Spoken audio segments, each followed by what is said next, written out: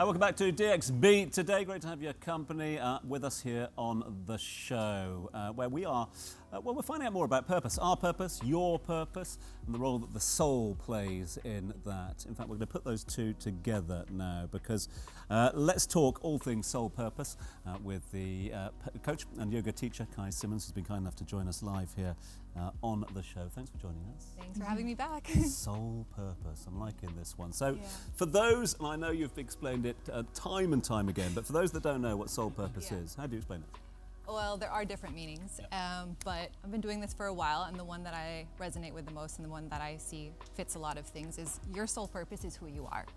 And I know that's a big thing, like, whoa, who are you? And the reason I say that is because I think a lot of times people associate purpose with what they do. And it's such a limiting thing. So like, for example, me, there's Kai, right? And I'm a soul purpose coach, I'm a yoga teacher, I'm a wife, I'm a sister, I'm a daughter. I'm all these things. This is who I am. So when people try to find or say that my purpose is my job, it's just so limiting, and that's where I feel like a lot of times we get stuck in limiting ourselves in just our job. So I like to say it's who you are.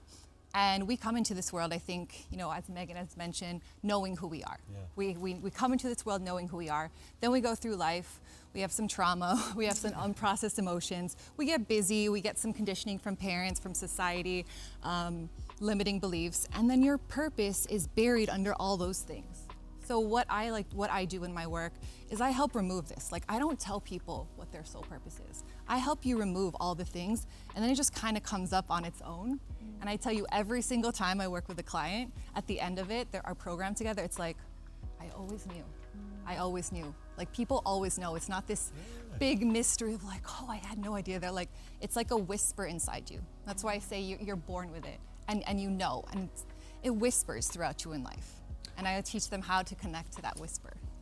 Can you explain the process? So you start working with a client. Yeah. What does that look like? Like, is it a journey that takes a half hour? Is it a journey that takes 30 days?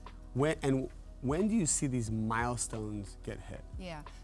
I work with them in so many ways. Like, there's the coaching, sometimes I have workshops, and I also understand that not everyone wants to go through the whole journey with me. Maybe they just want a bit of clarity. So the first part, just kind of like what you said about manifestation, you have to have clarity. You have to know like what you want. And oftentimes, like you were explaining, we don't know. So we start with, what do you not like? What doesn't fill you up? So who would be a typical client? Like, who is he or she? How old are they? Can you explain in detail what that would look like? Yeah, most of my clients, they're like late 30s, mid 40s, very, very successful people, CFOs, directors. They've achieved so many incredible things in their lives, and they just feel empty. They feel lonely. They're looking for love. They're looking for purpose. They're looking for fulfillment. They've achieved all those like milestone markers. So it's then helping them break the box of like, you are not just your job. And I think a lot of times people think like, oh, I need to quit my corporate job and do something else. And sometimes that is, but I have a lot of clients who stayed in their corporate jobs, but when we did this work, started to take on salsa dancing, met the love of their life and got married. So it's not just about what you do, it's just allowing all parts of yourself to be expressed and seen, like beyond your job. So you can be multi-purpose. Of course. Your purpose is who you are, so you have all these different things. So yeah, it's part of allowing yourself to expand and express all these layers of who you are. It's very powerful what you said. No, go ahead. Yeah, no, this episode has come at such a timely time because yesterday, and I'm about to name drop, but I was speaking to my friend Jay Shetty yesterday, and we were talking deeply about, I voice noted him and I was like, I'm getting really confused with the purpose in terms of, is purpose something you're attached to, or is that something you detach from? What is a healthy way? Because I feel like if I'm not living my purpose, it can get really stressful when you know you're striving and you know you exist for a reason, but you're not living and breathing it every single day for multiple reasons. I'm too attached to it and it's causing an unhealthy reaction. But should there be a balance of attachment and detachment to your purpose? Well, like the way that I define it is who you are. And it's just who you are. You can't detach from this. So like for example, today, here I am doing this, then I'm teaching a yoga class. These are all of things aligned to who I am. So again, keeping this like, this is purpose and I must do this, it's very limiting and it's difficult. And like you said, do I detach, do I attach? But also I like to explain that as humans, we evolve.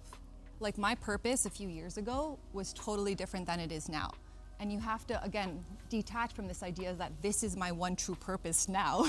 Because guess what? It will evolve, and it should evolve as humans. If you stay the same, you're not growing, and it's kind of boring. Like, you know?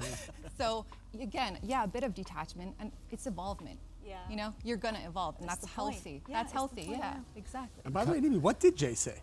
Yeah, so he actually... Never call me again. Well, I woke up this morning because LA time is so different, but I woke up this morning with a long voice note from him, so I got through half of it this morning in hair and makeup. But he was basically saying that it is healthy to be attached to your purpose, but don't be attached to the outcome. And so that is where I thought, okay, my purpose doesn't exist because I'm waiting for results. It exists in the doing. And I It's a think lot that to was take in during hair and makeup. It really was. Sitting over there listening to the whole thing, it's like, whoa. It really was, yeah. Kai, I wanted to ask you about something. So a lot of people might feel like they need to achieve something, or they're out there for something that's greater, but they feel something is holding them back. There's some fear of, I don't know, the unknown. Maybe they don't want to take that step. Yeah. So how do you go on helping them? So to towards achieve- stepping towards Yes. their purpose? Yeah. Yeah, so I think that's that big, like very black and white, like I'm all in or I'm Yeah, all yeah, yeah. out, like I'm either living my soul purpose or I'm not. And it's not like that at all. It's not black or white. It is not black. There is so much gray, and we take small steps, and that is everything. And for me, purpose isn't, it's what you do in your everyday life. And like what you're asking about the routines, like even that can be part of your purpose. Like for me, my morning routine, which is very much a me thing, is like I wake up, I get my cat, we walk outside, we say good morning to the world, just like you said with the sun, and then I come back in. But that makes me start my day feeling so alive and grateful. But that's again, that's my purpose, and that's who I am. I'm this crazy little cat lady who loves my cats in this. But so again, it's not this big, like, I only my job. It's this, how in your everyday life can you have these little moments, these little rituals where you feel most you? Like, that is the most me thing. Like, really, that's the most me thing about my day, I think, one of them. You So know, it's as, again, as being I'm you. listening to you, what I'm feeling is that you help people, you almost give them permission to be more of who they really want to be, because it sounds like people get into extremes.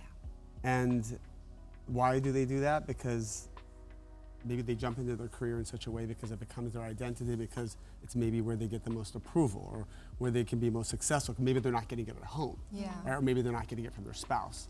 Maybe they're not getting it from their kids. Yeah. And so then we always lean towards pleasure away from pain. Yeah. And you're almost giving them that ability to start to explore other parts of themselves that no one Yeah. else did. It's absolutely. And that's the thing, is I love seeing people realize, oh wow, I'm actually a really good singer. Oh wow, I could do a podcast. Or like, there's people are so creative. That's what I see, and that's what I love the most, is seeing these creative gifts coming out of people when they, and again, I always say, they're like, but what if, how am I gonna monetize? I was like, you don't need to monetize it, just have fun. Yeah. Just have fun. That's part of life. That's part of who you are. You know, I know we grow up and we're like, we can't play anymore. We have to be serious. We have serious, which is important. I get it. But we're also humans. We're meant to play. We're meant to enjoy life. Enjoy, yeah. Yeah, and that's part of your purpose, I love, having fun. I love that last bit. Thank you. Yeah. Thank you so much, Kai, for joining us on You're today's show. welcome. That was very insightful, and I really enjoyed that Yeah. last bit. Yeah, that you just said. play. Exactly. Just have fun. Because you forget to do that. Yeah. Yeah. So Nimi, you're on the quiz right now. I am. David, to put you on the spot, I feel like we already know you quite well by now. We've spent almost an hour together. But this is DXB in 60. 60 seconds on the clock. I'm going to ask you a fire round of questions to get to know you a bit more. So we'll start the clock in 3, 2, 1. David, what was your first job? My first job, I started to trade in the stock market when I was 14 years old. I took a little money from my dad, Wow. and it blew up, and I think I made my first $1 million when I was 15. That's amazing. Wow. What is the best advice that you have ever had? Best advice I have ever had is, when you don't know what to do nothing. If you could have dinner with anyone, past or alive, who would it be? Jeff Bezos. Because I want to meet people who think in an unlimited way. And just by being in their energy sphere or vortex, even if I don't talk to them, I'm going to pick up an expansion of consciousness. I love that. What is the best way that you unwind after a long day? I like to walk outside, listen to music in my AirPods, and I like to talk out loud to the universe, almost like I'm talking to a therapist. What is a superpower you wish you had? To fly. I would like to fly. Nice. And I do believe that we'll have this ability one day because time and space and motion is like starting to condense. The same way AI has made everything faster. So yeah, I believe we'll be able to go from place to place in minutes. I don't know how that will happen, but it will happen. Yeah. And lastly, time is up, but why Dubai? Why do you love Dubai? Why Dubai? Dubai was the most requested city on my platform of everywhere in the world, and the most demand. They were hungry for spirituality and manifestation. And literally from the moment I put that link up, like we sold out this event faster than almost any other event. Amazing. David, where do we even start? Thanks, man. Thank you. Thank you for opening our eyes, expanding our minds, make us think that little bit deeper as well. Really appreciate your time. Thank you, guys. I know it's Thank a busy you for time for having you, me. so really appreciate it. I Thanks so much appreciate indeed. it. And Kate, same. Thank you so Thanks, much Pete. indeed for everything that you've brought to the show today. It's been an absolute cracker. Listen, we'll let these guys get off and chat to themselves. We still, however, have live music. Who is it? It's Charlie Rye, isn't it? The singer-songwriter Charlie Rye. In fact, can we get down to the fridge? Yes, let's go down to the fridge now to see what Charlie's doing for us. My name is Charlie Rye, and I'll be singing She Said by Plan B, so stick around to the end of the episode. So I performed here at the Fridge a few years ago, so I'm really excited about performing again tonight. I've been singing for as long as I can remember. Chose this song because it is my all-time favourite song to sing. If you hand me a mic at karaoke, this is the one I'm going to go for. It shows off a little bit of everything that I can do. So that's why I'm singing She Said by Plan B. If you'd like to check out my Instagram, it is CharlieRye_. It's CharleyRy. Don't go anywhere because I'm literally on after the break.